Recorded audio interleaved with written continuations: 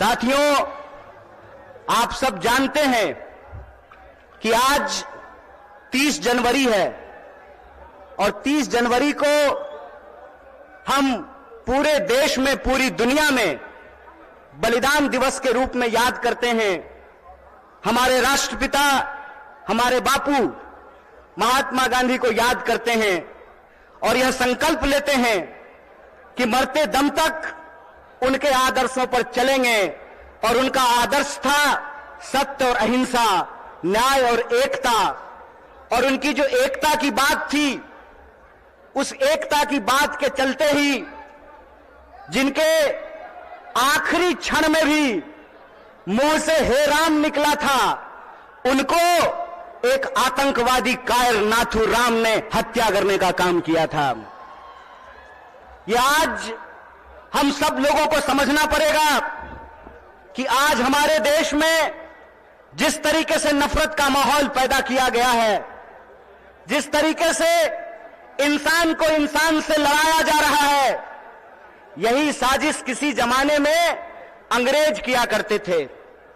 अंग्रेज भारत के लोगों को आपस में लड़ाते थे, हिंदू मुसलमान करवाते थे, मंदिर मस्जिद करवाते थे और फूट डाल करके हमारे ऊपर 200 साल तक राज किया था। एक बार फिर से जो लोग आजादी के आंदोलन में हिस्सा नहीं लिए, जिन्होंने इस देश के लिए शहादत नहीं दी, जो जेलों में नहीं गए, फांसी पे नहीं चढ़े, वो लोग जो उस वक्त अंग्रेजों की मुखबिरी किया करते थे, आज गद्दी पर बैठ करके फिर से लोगों को आपस में लड़ा रहे हैं, लोगों के बीच में नफरत फैला रहे हैं। बोलिए, ऐसा है कि नहीं है? नफरत फैल रहा है ना? कौन फैला रहा है?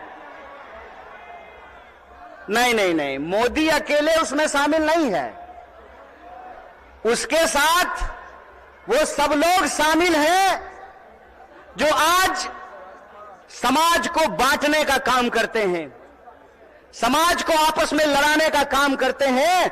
वो सब लोग इसमें शामिल हैं। तो आप सब लोगों से मैं ये आग्रह करना चाहता हूं, आप सब जानते हैं कि कांग्रेस पार्टी ने, भारतीय राष्ट्रीय कांग्रेस ने अंग्रेजों से लड़ करके इस देश को आजादी दिलाई। आजादी दिलाई कि नहीं दिलाई? देश आजाद है ना? कौन आजाद कराया देश को? कांग्रेस ने इस देश को आजाद कराया। और आज एक बार फिर से जब देश में नफरत फैल रही है, उस नफरत के खिलाफ हमारे नेता श्री राहुल गांधी ने कन्याकुमारी से लेकर के कश्मीर तक पैदल चले वो, और उन्होंने कहा कि डरने की जरूरत नहीं है, डरो मत। इस समाज के भीतर जो न्याय है, लोगों का जो हक है, उसके लिए आपको संघर्ष करना पड़ेगा, उसके लिए आपको लड़ाई करनी पड़ेगी। राहुल जी ने कहा कि अगर देश में नफरत फैल रही है तो हमको मोहब्बत की आवाज को बुलंद करना पड़ेगा। और कन्याकुमारी से लेकर के कश्मीर तक उन्होंने भारत जोड़ो यात्रा की, भारत जोड़ो पद यात्रा की। जब भारत जोड़ो पद यात्रा हो गई, तब यह प्रश्न हमारे सामने था कि कौन सी ऐसी चीजें हैं जिससे यह देश ताकतवर बनेगा, इस देश को शक्ति मिलेगी। और यह जो आजकल रोजगार विहीन समझते हैं ना? रोजगार विहीन का मतलब यह है कि गृह मंत्री का बेटा बीसीसीआई का सेक्रेटरी बन जाएगा और आपके बाल बच्चा को कुछ नहीं मिलेगा। समझते हैं ना रोजगार विहीन विकास का मतलब? यह जो रोजगार विहीन विकास है, इस रोजगार विहीन विकास में इस देश के जो आम आवाम हैं, उनके बच्चों का, उनके जीवन यापन का मुद्दा कैसे हल होगा? इसीलिए यह बात कांग्रेस पार्टी ने उठाई कि समाज के हर तबके को भागीदारी देना पड़ेगा। और भागीदारी देने के लिए यह जरूरी है कि हमको देखना पड़ेगा कि समाज की रीढ़ किनको माना जाता है, देश का रीढ़ किसको माना जाता है। आप सब जानते हैं कि भारत दुनिया का सबसे युवा राष्ट्र है। भारत सबसे युवा राष्ट्र है लेकिन इस देश के युवाओं के साथ अभी यह हो रहा है कि आप पढ़ाई करते हैं, दिन रात तैयारी करते हैं, लेकिन जब नौकरी की बारी आती है तो नौकरी नहीं मिलता है। जब एग्जाम होता है तो प्रश्न पत्र लीक हो जाता है और पैसा लेकर के, घूस लेकर के सीट बेच दिया जाता है। बोलिए, युवाओं के साथ बेईमानी हो रही है कि नहीं हो रही है? चूंकि हमारे माँ बाप किसान हैं, चूंकि हमारे माँ बाप शिक्षक हैं, हमारे माँ बाप साधारण परिवार के लोग हैं, साधारण इनकम के लोग हैं, तो हमारे भविष्य के बारे में कोई नहीं सोचता है। बताइए, नेता का बेटा नेता बनेगा, मंत्री का बेटा मंत्री बनेगा, डीएम साहब का बेटा डीएम बनेगा, डॉक्टर साहब का बेटा डॉक्टर बनेगा, लेकिन किसान का बच्चा किसान नहीं बनना चाहता है। बोलिए, किसान का बच्चा किसान बनना चाहता है? क्यों नहीं बनना चाहता है? इसलिए नहीं बनना चाहता है कि इस देश की हकीकत यह है कि हर घंटे 2 किसान आत्महत्या करते हैं, हर घंटे एक नौजवान आत्महत्या करता है, हर मिनट किसी महिला के साथ कोई ना कोई अपराध होता है। आए दिन हमको यह सुनने को मिलता है कि जो शोषित पीड़ित वर्ग के लोग हैं उनके ऊपर लगातार हमले होते हैं, उनका अधिकार छीना जाता है। देश की इस परिस्थिति को देखते हुए, जब बेरोजगारी 45 साल में सबसे ज्यादा है, महंगाई आसमान छू रहा है। आप लोगों को याद था ना, पहले पेट्रोल कितना में मिलता था? पहले पेट्रोल कितना में मिलता था? 50 रुपया में।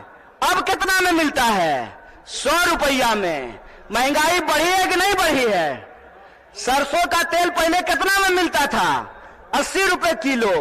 अब कैसे मिलता है? 200 रुपये किलो। बोलिए, महंगाई बढ़ी है कि नहीं बढ़ी है? जिस तरह से महंगाई बढ़ रही है, किसानों की आत्महत्या हो रही है, जवानों की आत्महत्या हो रही है, महिलाओं के ऊपर अत्याचार हो रहा है, बेकारी 45 साल में सबसे ज्यादा है, तब इस देश के नौजवानों को, बिहार के नौजवानों को यह सोचना पड़ेगा कि उनका भविष्य क्या है। आप सोचिए कि अगर इस देश के नेता चाहते हैं कि उनके बाल बच्चों का भविष्य बना रहे, तो इस देश के किसानों को, इस देश के गरीबों को भी यह सोचना पड़ेगा कि उनके बाल बच्चों का भविष्य कैसे बना रहेगा। इसीलिए इस देश की परिस्थिति को देखते हुए हमारी पार्टी भारतीय राष्ट्रीय कांग्रेस ने और हमारे नेता राहुल गांधी ने यह तय किया है कि हम भारत जोड़ो न्याय यात्रा की शुरुआत करेंगे। और यह जो भारत जोड़ो न्याय यात्रा है, ये मणिपुर से चल करके बिहार की महान भूमि पे पहुंची है। बोलिए, बिहार महान है कि नहीं है? लेकिन आजकल बिहार को बदनाम भी कर दिया गया है। बदनाम नहीं कर दिया गया है? आज हमको मीडिया के एक साथी पूछ रहे थे कि नीतीश जी आपको छोड़ करके चले गए, इस पर आप क्या कहना चाहते हैं? हम बोले, सुनिए, कौन आया कौन गया ये महत्वपूर्ण नहीं है। महत्वपूर्ण ये है कि बिहार के जो 14 करोड़ लोग हैं, उनका जो हक और अधिकार है, रोजी रोटी कपड़ा मकान का सवाल है, अपने खून के आखिरी कतरे तक उसके लिए संघर्ष करेंगे। ये हमारा कमिटमेंट है, ये हमारा संकल्प है। किसी के आने जाने की बात नहीं है, बात है लोगों के हक और अधिकार की, बात है लोगों के लिए न्याय की। और हमारा यह मानना है, हमारी पार्टी की यह मानना है कि अगर हम इस देश को शक्ति देना चाहते हैं, अगर हम बिहार को शक्ति देना चाहते हैं, तो हमको 5 प्रकार के न्याय की स्थापना करनी पड़ेगी। कितने प्रकार की? कितने प्रकार की न्याय की स्थापना करनी पड़ेगी? हाथ उठा करके बताइए। अरे डरिए नहीं, आप नेता छोड़े एक ईडी से घबरा जाइएगा। आप तो आम जनता है, आपको क्या फर्क पड़ता है? 5 प्रकार के न्याय की जरूरत पड़ेगी। कितने प्रकार की?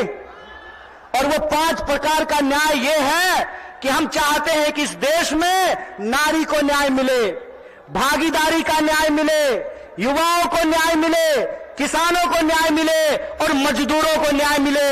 बोलिए, आपको ये 5 न्याय चाहिए कि नहीं चाहिए? सब लोगों को चाहिए।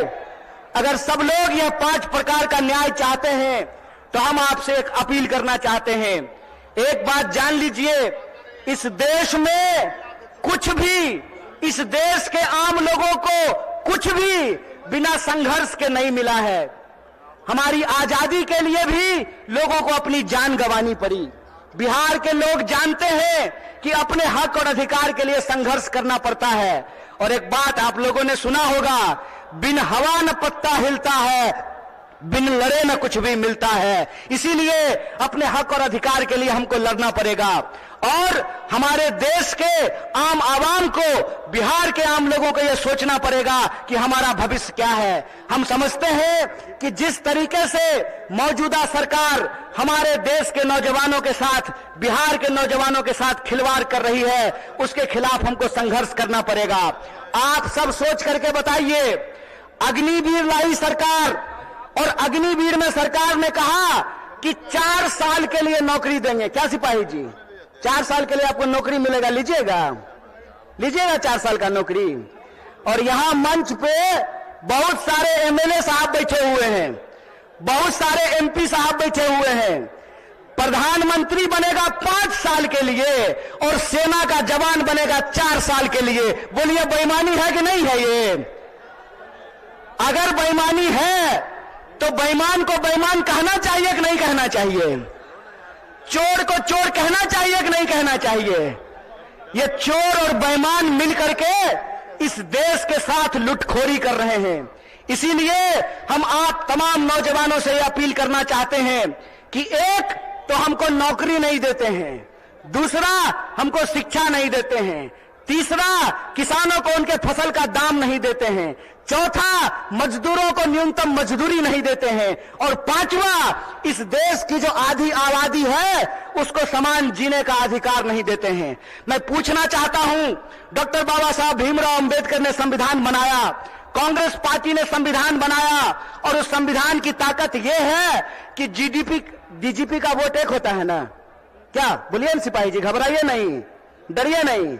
डीजीपी का वोट एक होता है ना, और आपका भी वोट एक होता है, मुख्यमंत्री का भी वोट एक होता है, और रिक्शा चलाने वाले का भी वोट एक होता है, जूता सिलने वाले का भी वोट एक होता है। यह जो वोट का अधिकार है, इस वोट के अधिकार का हमको इस्तेमाल करना पड़ेगा। अगर वो हमारे वोट का इस्तेमाल कर रहे हैं अपने बच्चों का भविष्य बनाने के लिए, तो आपको अपने वोट का अधिकार का इस्तेमाल करना पड़ेगा अपने बच्चों का भविष्य बनाने के लिए। और आपको इस सवाल का जवाब इस देश की हुक्मरान से पूछना पड़ेगा कि आप एमपी बनिएगा 5 साल के लिए, आप मिनिस्टर बनिएगा 5 साल के लिए, आप प्रधानमंत्री बनिएगा 5 साल के लिए, और हमको सेना में देखिएगा 4 साल का नौकरी। यह नौकरी हमको बर्दाश्त नहीं है। हमको आपको परमानेंट नौकरी देना पड़ेगा, ठेके की नौकरी बंद करनी पड़ेगी। और जिसको परमानेंट नौकरी मिला हुआ है, जिसको परमानेंट नौकरी मिला हुआ है, अगर नेताओं को पेंशन मिल सकता है तो आपको शिक्षकों को भी पेंशन देना पड़ेगा, आपको सरकारी नौकरियों में भी काम करने वाले लोगों को पेंशन देना पड़ेगा। अगर इस देश के पूंजीपतियों का 12 लाख करोड़ कर्जा माफ किया जा सकता है तो आपको किसानों का कर्जा माफ करना पड़ेगा, उनके फसल का पूरा दाम देना पड़ेगा। अगर इस देश में सबको न्यूनतम मजदूरी मिल सकती है तो हम कहते हैं कि मजदूरों को भी न्यूनतम मजदूरी देना पड़ेगा। रोज बरोज नया जो है ड्रामा गढ़ करके लोगों का अधिकार ये छीन रहे हैं। आप लोग वो जादूगरी देखे हैं ना, कि जादूगर इधर से कहेगा गिली गिली पम पम छू और पॉकेट से कबूतर निकाल देगा। टीवी आजकल हमारे साथ वही कर रही है। जब भी आप टीवी खोल करके देखिएगा, आपके मुद्दे गायब कर दिए गए हैं।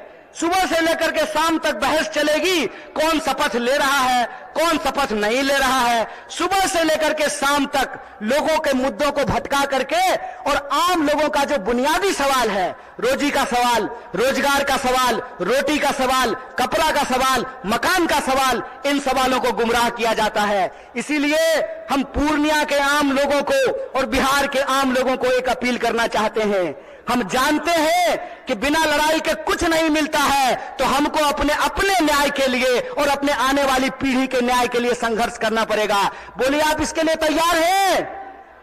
न्याय करेंगे अपने साथ, अपने आने वाली पीढ़ी के साथ।